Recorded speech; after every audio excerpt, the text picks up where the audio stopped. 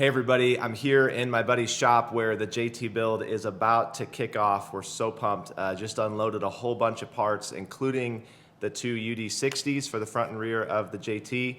And while we're here, my buddy Jim, he's got a ton of experience with 1-tons and particularly with Dana on his build. And so I thought we'd just have a little convo, kind of a candid conversation around some reasons you should consider 1-tons for your rig. Stay tuned.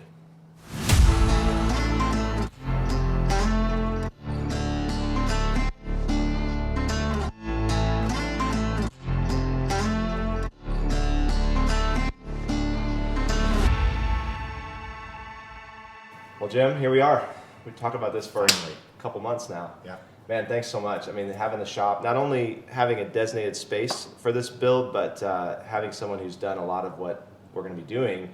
You know, I've done different lifts on the Wrangler and different things, but this in-depth of a build with, you know, the full steering setup, the PSC steering we're doing, you've done a few of those, and 1-ton axles, long arms, that sort of stuff is beyond what I've done before. So it's going to be super helpful having someone knowledgeable. But before we start talking about axles, kind of let my followers know kind of who you are. And my name's Jim Hart. I own Ground Pounder Coffee and now Ground Pounder Companies.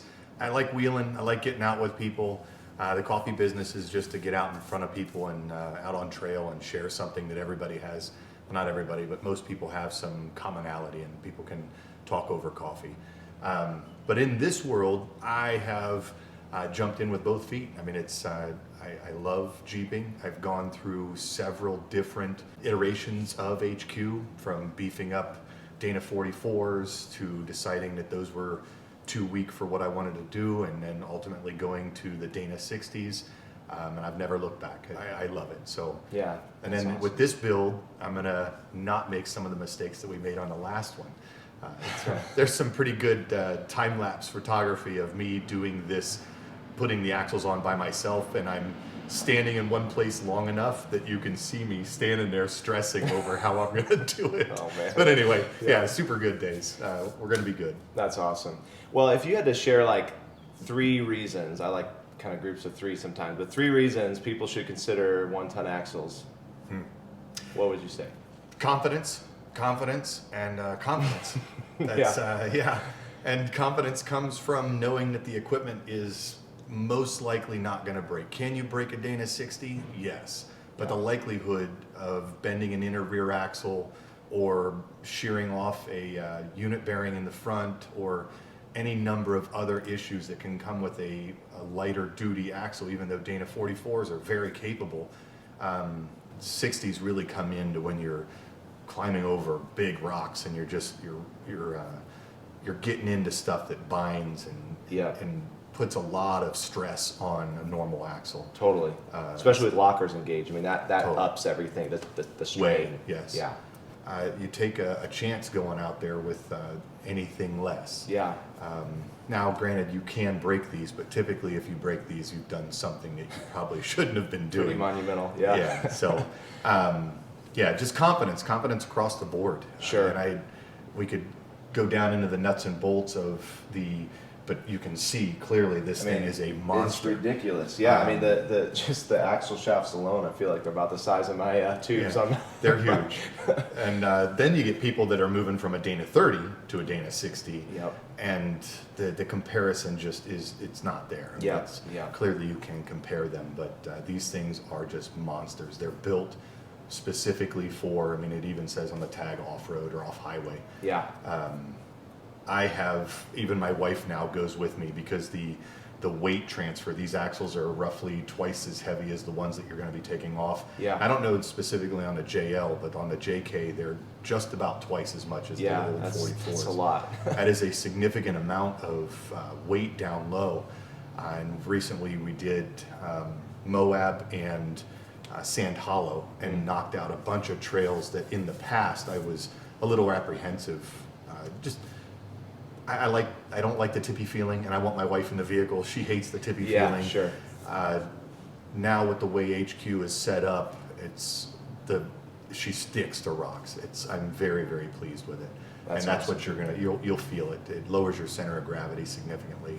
Yeah. Puts a lot of weight down low underneath the belly. So Absolutely. So there's two reasons. Confidence, which kind of applies to across the board. Everything. And then low center of gravity. That was a unique thing. You know, we were texting the other night about that, and you just explained it. I mean, I hadn't really thought about that, but that extra weight, it's about as low as you can get extra weight on the vehicle. So that is actually a big plus when you're doing especially more vertical climbs and things like that, just to give that planted feel that we all want when we're climbing, you know, doing those sort of things. So that's a big one. So there's two reasons. The third that I was kind of thinking about, and maybe you can speak into this too, is the cost savings. Now, I put savings in quotation marks because, of course, it's a big investment to go with 1-ton axles. I'm not sponsored by Dana, so I spent hard-earned money on these two axles, right? So it's an investment. But when I started adding up, you know, if you're going to dress up a Dana 44 with chromoly axle shafts, you know, a big brake kit, just the re-gear alone, ball joints, all those things add up. And I started saying, okay, 1,000 there, 1,000 to 2,000 there. You know, you start subtracting that off the axle price, and it's like there's not as big of a discrepancy as what I thought there was. Not at all. You may as well just do this. Because no matter how much you dress up that 44, you will still have unit bearings, and you'll still have a semi-float rear end. And on that, when we talk about that, when you're looking at going to a 60, I personally would avoid doing a 60-44 hybrid. Yeah. Because you now are beefing up everything in the middle, but you still have those weak points, and that's the unit bearings and the semi-float rear end. Yeah, totally. These have chromoly shafts in the front. I mean, it's a true hub. They're very well built. Yeah, I mean the knuckles, everything. I mean everything is just massive. So you have to put a lot of money into a Dana 44, and at the end of the day, you still basically have a Dana 44. Yeah, whereas, just with a very strong middle. Yeah, right. So putting it into this, you know, I think for the right person wanting to do the right trails, I think this is a good option. And you know, from my build that on the Wrangler that I've been resisting that, right? And I've not bent an axle on the trail. It's not left me stranded from the couple trips to Moab and you know, all over the San Juans and out to California and these different places I've been. But I can't say I've ever had confidence. That first reason, confidence and just peace of mind. And for the JT, knowing that we're going to be towing, you know, our family's going to be with us.